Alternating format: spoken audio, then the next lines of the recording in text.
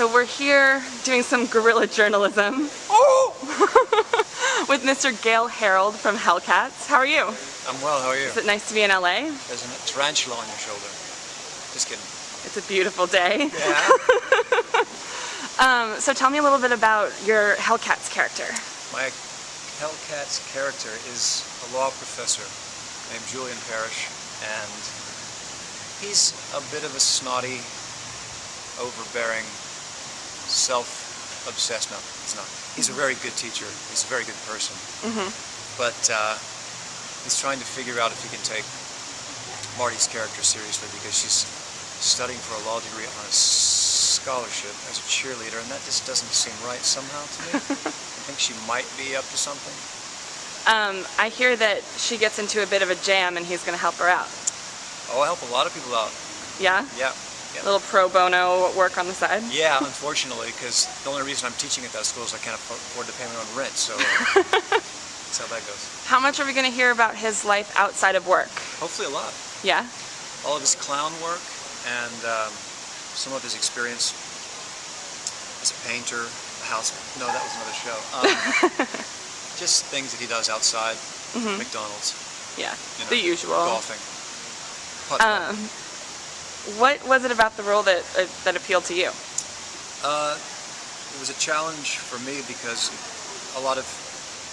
most of the scenes that I've shot, there are some very complicated series of ideas, because he's teaching, but he's very loose with his information, and trying to figure out how to play that naturally, but getting the ideas across and being compelling at the same time, because you know this dynamic you have sometimes with your teachers, they can be very inspiring, but you would like to give them a kick in the pants if you could, so it's trying to put that across at the same time, that the students are interested and inspired by what I'm saying, and it's clear that I really believe in the ideas that I'm talking about, but being able to nudge them a bit without taking it too far. What does he think about the cheerleading? He's not a fan? I think he just doesn't care, you know? I mean, it's cheerleading, and he knows what it is, and he knows why it's there, and he might like to sit down and watch some of it for a while, but his main concern is the legal system, and as a teacher, his main responsibility is educating his students and making sure that they understand the ideas that he's putting across, because he really does believe. He's not just there for the paycheck.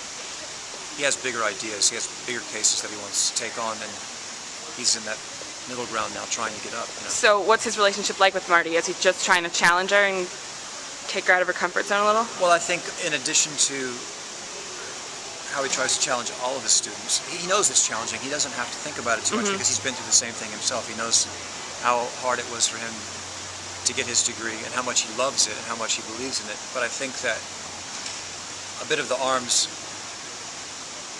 length distance is, he doesn't really take her seriously, because he can't imagine that someone who's training as a cheerleader or going to practice or learning routines and all this would have the time or the focus or the discipline to be a good attorney.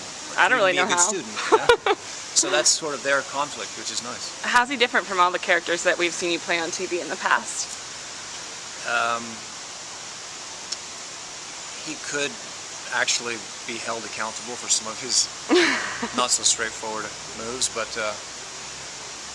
he's different. I mean, he's more responsible. I mean, the law is his life. Right. You know, it's not cars or discos or other things that you get with those items. So yeah, I mean, he realizes the responsibility he has in the classroom. You know? Right. He's got to make sure that these students get the point and take it on and understand it, which is not something you can totally throw away. You have to throw it away a bit and see who's got the motivation and the intention to pick it up and come with. But these are serious ideas, you know, for him. Yeah, it's important to him. Yeah. How do you like working in Vancouver? I know you were in Toronto for a long time. Yeah, I love it. I never made it to British Columbia ever. The entire time I was in Canada, I never got over there. And it's just ridiculously beautiful. I love it. And I lived in San Francisco for a long time, so it's kind of like San Francisco times 10. You know, it's like the big bad brother of San Francisco with all the hills and the mountains and the weather and water and the birds, you know? The show takes place in Nashville, and I know you're from Georgia. Does it feel like home? Nashville? Nashville, British Columbia? Yeah, kind of, a little bit. And the hot dogs aren't as good, but... Do you get to use your real accent a little bit? Is that your real accent? Do you have What? an accent? You think I have an accent? I don't. That's how I talk. How you talk? I talk like How that. you doing? I did a little bit. There's a little bit of dialect in there. I felt it was That's really fun. big. I felt that I was kind of too much. But then I saw a little bit of it when I was helping out the ADR for the editing, and it wasn't nearly as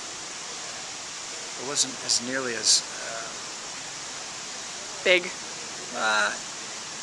you know, regionalisms are regionalisms. In the South, they're like, it's not as much as it used to be, but you go from county to county and everybody talks different. They have a Southern accent, but it's different pace, different emphasis. Some people just can't talk. Real slow. Yeah, they will, you know what I mean? Yeah.